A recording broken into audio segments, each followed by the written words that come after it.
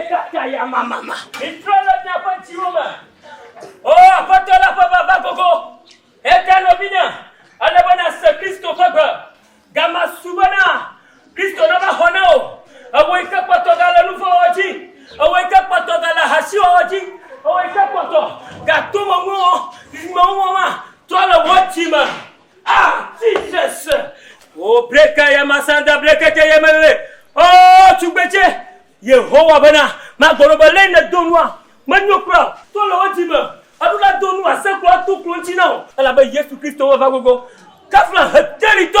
Ahasito. Ashamondo doya. Awuya. Adula tu klonchina asefi. Abotero na ba Jesus. Gagada mbomo tete kwamo. Gagada tete kwamo. Tola wachima. Hey, Pastor Mabiolo.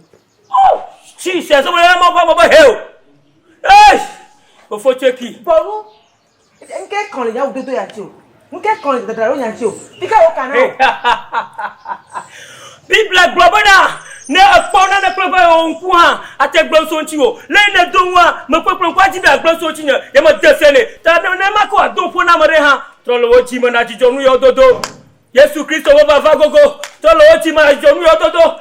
Abotek pe katara o Yehowa sebo mauna chonvoko de la Yesue bombene tibete ya ah Jesus trolo ojima Daniel trolo ojima Hey pastor mi trolo ojima oh mo gbona ma hey pastor mo ba ma yo polo ti mo gboro trolo ojima na Yehowa na do oh Jesus name oh Jesus name official finala unkonya sevi fila Yehowa fa gogo ati kwa la saudi ati la nyimba machuma ya makata ya brakata oh Yehowa ba masenu bon masenu no pon gbegbe le ti ya la tumi ya la zuye pastor ka ku mo yin ma oh la oh ko di ko wala bi ko na kabato boya kama to yara fofo cheka wala baba nyanu si wa mola wo e wa na cheka la banyaru sa bi hada ala baga bi hada aga bi hada Abosa magiji mabi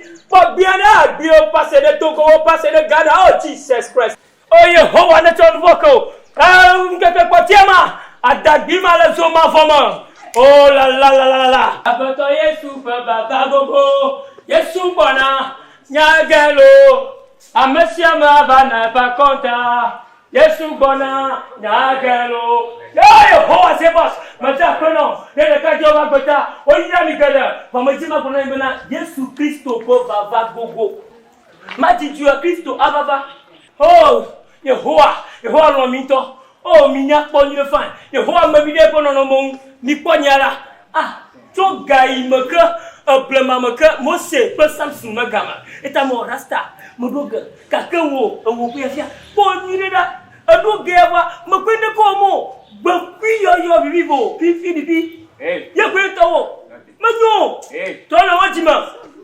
oh badidi to bona o taro ni kanya popola ka bonade bureau à l'office modole dès comment ça fi ho ne nyamba tesio fonde da portable la pete mama oh Yehowa ma le chon ya mon vocho kemi mi to na nyaba jioma nous dit pasteur et o que on s'y font pas comme doit oh dawa le nyo ya me nyaglo dida ye bom mare a me tonto adodoe America wo pom ko ri pia oh gnani wa da ko dire et tout ça oui boss il veut finir yo Yehowa ne comme ya voka kemi li to le nyaba chioma oh Yehowa komble na o Charlie nka gama ine o oh deko mafiasio Yesu bona pipi bizarro Yesu bona oh Jesus Yehowa pomblende wotuko kaya makata breka ya masanda prokoto ye masanda breka ya malanda oh Yehowa bona made bopaye bonko ne jwana everybody nyami de kopo Chineke godo omo gala baraka hey yo we no pastor maji do maglama we oh aye oh ide bia oplana kede wa ma nyama wa ma bibo ma nya kara kwa ma lo kwa de ta ko ne ba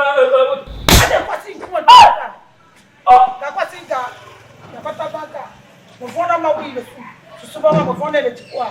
Et les nuits là. Oh, t'as mon angle, tout mon anama. Regarde-moi. Tiens. Regarde-moi. Anyama, regarde bien ma. Oh, que faut tout mon abo bien anama. Mon papa. Mon ya prendre la lo non prendre le bain. Oh. Ta, faut tout mon avia nanga. Ma on yore. Oh. Oh, change. Change. Change le Comment? Allez, pas mon coco. Oh! Gâteau mon coco. T'as tout mon cas, bien le cas. Et tu en as gawé. Oh! Nganto ya. Bata faut le gladianer. À nous le gordonner. Oye, mojo mo pita. Yo, il n'a pas sorti à cette pomme. Le Dieu ça t'a va bangman. Ah, vous venez on vit quand tu es un va pour moi va me allo mais. Pour vraiment on a vraiment là. Roi comme mon boko. Allez à la chibo. Ah, bon. Mitra la miawa dioma. Yesu bona. Tu me yama kwa. Yesu bona. Vile toka. Doji kakao. Doji kakao. Yesu bona. Mitra la miawa dioma. Yesu fa koko. Adia sutuma. Oh, Yehovah Sabaoth. Yehovah Sabaoth. Israel pokokweto. Oh, Jehovah. Ne kapu Yehovah ne yirao. Yehovah Sabaoth ne potao. Yehovah ne jonu. Boko ne plalijina o. Tae na nyela. Manya sikeo. Odoru ne jejina o. Wasigbo ne jejina o. Asoro ne likana o. Ofiwa poko tete adivi. Wasugbo butakala. Yehovah e. Woni si mo vio katare. Wa jeshi Yehovah Sabaoth. O ku akoko kata. O Yehovah pomiata. Yo ma vosese no nojiwo. Be ya makata. Benda lama ya masaba breka ya malaba. Boka ya masandara barabaraba. Be ya makata. Etene nyama ya sikeo. O yirao. Le Yesu mon koma. Amen. Amen. Boji. Ba. Oh. Ga gwanji bele. Hein? Ga gbagba. Gbagba. Ma gbe na wa. Na la si o pa joyi. Pastor. Va ko gbodo to la noro. Va ko gbodo to la noro.